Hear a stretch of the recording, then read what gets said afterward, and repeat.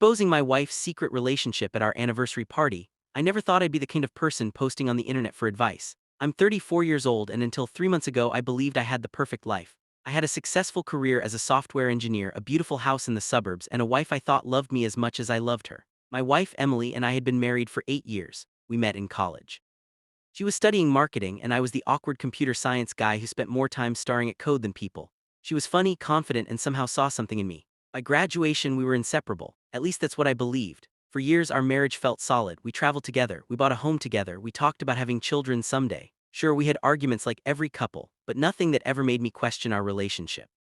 Then things started changing. At first, it was small. Emily became strangely protective of her phone. She used to leave it lying around the house. Now she carried it everywhere: bathroom, kitchen, even short trips to get the mail. Whenever a message arrived, she'd flip the screen over. If I walked into the room unexpectedly, she'd quickly lock it. The first few times I ignored it. Everyone deserves privacy. But eventually it became impossible not to notice. One evening we were watching a movie together.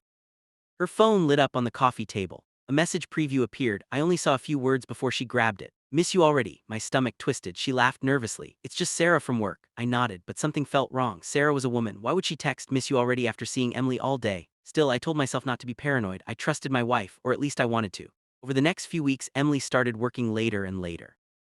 Every week there seemed to be another meeting, another client dinner, another work event. She would come home exhausted, sometimes after 10 p.m., sometimes after midnight. Whenever I suggested spending time together, she was suddenly too busy, too tired, too stressed. The distance between us kept growing. One Friday night, I decided to surprise her. Her office was only 20 minutes away. I bought her favorite takeout and drove there. I imagined her smiling when she saw me. Maybe we'd eat together, maybe we'd reconnect. Instead, when I arrived, the parking lot was almost empty. The building was dark, her car wasn't there. I sat in my own car for nearly 10 minutes, trying to convince myself there had to be an explanation. Maybe she'd gone to meet a client, maybe she'd parked somewhere else, maybe anything. When she got home that night, I casually asked how work had gone. She launched into a detailed story about meetings and presentations. The lie came so naturally that it terrified me. I didn't confront her, not yet. I needed proof. The next month became the worst month of my life. Every day I noticed new things. She changed her passwords, started wearing expensive perfume she never used before, began going to the gym despite having exercised for years. She seemed happier, just not around me. One night she fell asleep on the couch. Her phone buzzed beside her. For several minutes I stared at it. My heart was pounding. I knew looking would be wrong, but I also knew something wasn't right. Eventually curiosity won. The screen showed a single notification from someone named Michael. The message read, "Can't stop thinking about last night." My hands started shaking. I felt like all the air had left the room. For a moment I genuinely thought I might pass out. I opened the conversation. There were hundreds of messages, photos, inside jokes, plans, and 6 months of conversations. 6 months. While I was planning weekend trips, while I was talking about our future, while I was telling friends how lucky I was, she had been having an affair, not a one-time mistake, not a drunken accident, a full relationship. I spent hours reading messages that night. Every new text felt like another knife. They talked about restaurants, movies, future vacations, even me, especially me. I still remember one message. Michael asked if she felt guilty. Emily replied, "Honestly, not anymore." My marriage was over a long time ago. I had never felt pain like that before, because as far as I knew, our marriage wasn't over. The next morning I acted normal. I kissed her goodbye, made breakfast, smiled. Then I sat alone in the kitchen after she left and cried harder than I ever had in my life. I knew I needed a plan, but I didn't know what that plan was. Part of me wanted to confront her immediately. Part of me wanted to pretend I'd never seen anything. Part of me wanted revenge, and that's where things began to get complicated. Because 2 weeks later, Emily and I were supposed to host a massive anniversary party. Nearly 70 people were invited, both families, friends, coworkers, everyone, and by then I had discovered something even worse than the affair, something that changed everything. For almost a week after discovering the affair, I barely slept. Every night after Emily fell asleep, I would lie awake staring at the ceiling. The worst part wasn't the cheating, it was the lies, every smile, every "I love you." Every plan we'd made together. It all felt fake now, but I still wasn't ready to confront her. Something told me there was more, and unfortunately I was right. 3 days later I was reviewing our finances. At first, it had nothing to do with the affair. I was simply looking through our monthly expenses. Then I noticed a transfer, $2,000. A week later another, $1,500, then another and another. Over 6 months, nearly $18,000 had disappeared from our joint account. My stomach dropped. I started tracing the payments. Most were transferred to an account I didn't recognize, an account belonging to someone named Michael Turner. The same Michael. The affair wasn't just emotional. It wasn't just physical. She was giving him our money, money we'd saved together, money intended for home renovations, money intended for our future children. I sat frozen in front of my computer. Every discovery seemed worse than the last. Then I found something that made me physically sick: a hotel reservation, luxury resort, 4 nights, ocean view suite, booked using our credit card. The trip was scheduled for the following month. The reservation listed 2 guests: Emily. And Michael, while I thought we were saving for our future, she was planning romantic vacations with another man. I wanted to scream. Instead, I started collecting evidence. Screenshots, bank statements, messages, receipts, photos, everything. If this marriage ended, I wasn't going into a divorce court unprepared. For the next 10 days, I became an actor. I smiled, I laughed, I pretended everything was normal. Meanwhile, I quietly copied every piece of evidence I could find. Emily never suspected a thing. In fact, she seemed happier than ever. One evening, she sat beside me on the couch, rested her head on my shoulder, and said she was excited about our anniversary party. I almost laughed, not because it was funny, because the situation had become absurd. My wife was cheating on me, stealing from me, planning vacations with another man, and discussing anniversary decorations at the same time. I remember looking at her and thinking, who are you? The woman beside me looked like Emily, sounded like Emily, but she wasn't the person I married. The anniversary party arrived faster than expected. Nearly 70 guests filled our backyard, friends, family, neighbors, coworkers, everyone was there. My parents flew in from another state. Emily's parents arrived early to help prepare food. People laughed, took photos, made speeches. And through it all, I kept wondering whether anyone else knew, had her friends covered for her. Had her coworkers helped her lie? Was I the only fool in the room? Around 8 p.m., Emily stood up with a glass of champagne. She tapped her spoon against it. The crowd became quiet. Then she gave a speech, a beautiful speech. At least that's what everyone else thought. She talked about our journey together, our love story, our future. She even got emotional. Several people started crying. Then she looked directly at me. I couldn't imagine spending my life with anyone else. The crowd applauded. I almost couldn't believe what I was hearing. The hypocrisy was unbelievable. Then something inside me snapped, not in an angry way, not violently, just completely. The love I'd spent years protecting suddenly disappeared, and in its place was clarity. I stood up, smiled, and thanked everyone for coming. People expected a return speech. Instead, I walked into the house, grabbed a folder, and returned. At first, nobody understood what was happening. Emily looked confused. I opened the folder, pulled out several printed screenshots, then I handed the first one to her father, the second to her mother, the third to my brother, the fourth to one of her closest friends. Within seconds, the atmosphere changed. People started reading. Faces turned pale. Conversations stopped. Someone whispered, "What the hell is this?" Emily's smile vanished. I watched the color drain from her face because she knew exactly what those papers contained. Text messages, photos, bank transfers. Hotel reservations, proof, years of trust reduced to printed pages. "Do you want to explain?" I asked. The backyard became completely silent. For several seconds nobody spoke. Then Emily started crying, real tears, not the fake emotional speech tears, panic tears. She kept repeating the same sentence. "It's not what it looks like." Unfortunately for her, it looked exactly like what it was. Her father stared at the papers, then at her, then back at the papers. He looked like someone had punched him. Her mother started crying. Guests began quietly leaving. Some were shocked, others were angry. One of Emily's friends refused to even look at her. Then the situation got even worse, because someone unexpected arrived. A black SUV pulled into the driveway, a man stepped out, and the second Emily saw him, her face turned white. It was Michael, the affair partner, and he had absolutely no idea what he was walking into. The moment Michael stepped out of the SUV, I knew he had no idea what was happening. He was smiling, actually smiling, holding a gift bag, wearing a nice button-up shirt, like he was arriving at a normal party. Then he noticed the silence. The dozens of people staring at him, the papers in everyone's hands, and Emily standing frozen in place. His smile disappeared instantly. "What happened?" he asked. Nobody answered. He looked at Emily. Emily, she looked terrified. For a second I almost felt sorry for her. Then I remembered the 6 months of lies, the hotel reservations, the stolen money, the messages, and the feeling disappeared. Michael slowly walked toward us. "Can someone tell me what's going on?" Emily finally found her voice. "Michael, just leave." That got everyone's attention because nobody had introduced him. Nobody had said his name, yet Emily knew exactly who he was. Several guests exchanged shocked looks. Her father looked like he was about to explode. Michael stared at her. "Emily, what the hell is happening?" Then something unexpected happened. One of Emily's coworkers stepped forward, a woman named Jessica. She looked furious. "Wait," she pointed at Michael. "That's Michael." Emily didn't answer. Jessica's expression changed immediately. The kind of expression someone gets when multiple puzzle pieces suddenly fit together. "Oh my God." The entire crowd turned toward her. Jessica looked at me. Then at Emily, then back at me. "She told everyone at work you were separated." The silence somehow became even heavier. "What?" I asked. Jessica swallowed. "She said the marriage was basically over." I laughed, a short, bitter laugh. Apparently Emily had been telling different stories to different people. But things got even worse. Michael looked genuinely confused. "No." Everyone turned toward him. "No, she didn't say separated." He looked directly at me. "She said you were divorced."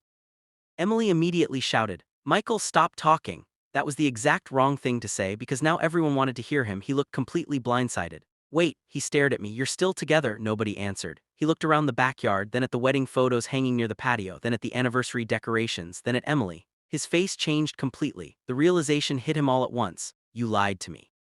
For the first time that night, Emily had nowhere to run because she wasn't just exposed to me, she was exposed to him too. Apparently she had spent months telling Michael that our marriage had already ended, that we were only living together temporarily, that divorce paperwork was being finalized, that I was controlling and emotionally distant, that she was trapped. Michael looked sick, not angry, not defensive, sick. Then he said something nobody expected. "I ended my engagement for you." The crowd gasped, even I felt stunned. What? Michael laughed bitterly. I was engaged. He pointed at Emily. She told me she loved me. Emily covered her face. I left my fiancé because of her. The backyard erupted into chaos. People started talking over each other. Questions flew in every direction. Emily's mother was crying. Her father looked ready to throw someone through a wall. Meanwhile, I stood there processing what I'd just heard. My wife hadn't destroyed one relationship. She had destroyed two. Then Michael reached into his pocket and pulled out his phone. Since we're being honest, he opened something, a photo, then another, then another. Every image felt like another punch. Trips, restaurants, hotels, weekend getaways. A complete second life. But then he showed me something that changed everything. A screenshot, a conversation between him and Emily. One particular message stood out. Michael had writ, "Shouldn't you tell him before we move in together?" My heart stopped. Move in together? Emily had replied, "Not yet, I need to get everything sorted first." I felt cold, not angry, cold, because until that moment I still believed there was a chance she was confused. Maybe unhappy, maybe selfish. Maybe making terrible decisions. But this wasn't confusion, this was planning. She had been planning an exit, a future, a life without me, while continuing to use me financially. The woman I loved had essentially turned me into a backup plan, a source of stability until she was ready to leave. Then another bomb dropped. Michael scrolled further, his face hardened. "You should probably see this too." He handed me the phone. The message was sent only 3 weeks earlier. Emily wrote, "Once the house sells, we'll have enough money to start over. The house, our house, the house I paid most of the mortgage for, the house I spent years working overtime to afford." She had already planned how to spend the money with him. My hands started shaking, but not from sadness anymore. Something inside me had changed. I finally understood the truth. The marriage wasn't ending that night. The marriage had ended months ago, I just hadn't been informed. Emily finally broke down completely. Sobbing, begging, trying to explain, trying to justify, trying to blame stress, trying to blame unhappiness, trying to blame anything except herself. But nobody was listening anymore. Not me, not Michael, not her family, nobody. Then her father did something I'll never forget. He walked over, looked at her, and quietly said, "You don't get to cry because the truth came out." Emily froze. The entire backyard froze. Her father had always defended her, always protected her, always taken her side, yet even he couldn't defend this. Then he turned around and walked away. One by one, everyone else followed, friends, family, guests. Within 20 minutes, the party was basically over. The anniversary celebration had become a public funeral for our marriage. And as the last cars left the driveway, Emily and I were finally alone. For the first time all night, no audience, no guests, no family, just the two of us, the way it should have been from the beginning. She looked at me through tears and asked the question I'd been waiting to hear. "Is there any way to fix this?" I looked at the woman I'd spent 8 years loving and realized I didn't know her anymore, but what I said next would completely change both of our lives. As the last car disappeared down the street, silence settled over the house. The same house that had once felt warm and full of memories now felt empty. Emily sat on the patio chair crying. I stood near the fence staring into the darkness. For a long time neither of us spoke. Finally she broke the silence. "I'm sorry," I laughed, not because it was funny, because after everything that had happened those two words sounded meaningless. "You've said a lot of things recently," I replied. "Why should I believe that one?" She lowered her head. "I made mistakes." "Mistakes?" I looked at her. "A mistake is forgetting an anniversary. A mistake is buying the wrong birthday gift. You had a 6-month affair. You stole our money. You planned a future with another man. That's not a mistake. That's a series of choices." Tears rolled down her face. I never meant for any of this to happen. I couldn't even process that statement. What exactly had she expected? That she would cheat forever? That nobody would find out, that both men would happily share her attention? Nothing she said made sense anymore. Then she asked the question I already knew was coming. "Are you divorcing me?" I didn't answer immediately, because the truth was, I had already made the decision weeks ago. The night I found those messages, the night I realized my marriage existed only in my imagination. Yes, the moment the word left my mouth she broke down, sobbing harder than before, begging, promising, swearing she could change. But my mind was already made up. Eventually she left to stay with her parents, and for the first time in months I slept peacefully. The following weeks were brutal: lawyers, paperwork, financial records, court filings. Everything felt exhausting, but something interesting happened during the divorce process. The truth kept getting worse. Apparently Emily wasn't nearly as careful as she thought. My lawyer uncovered additional transfers, additional lies, additional evidence. The more we investigated, the uglier the picture became.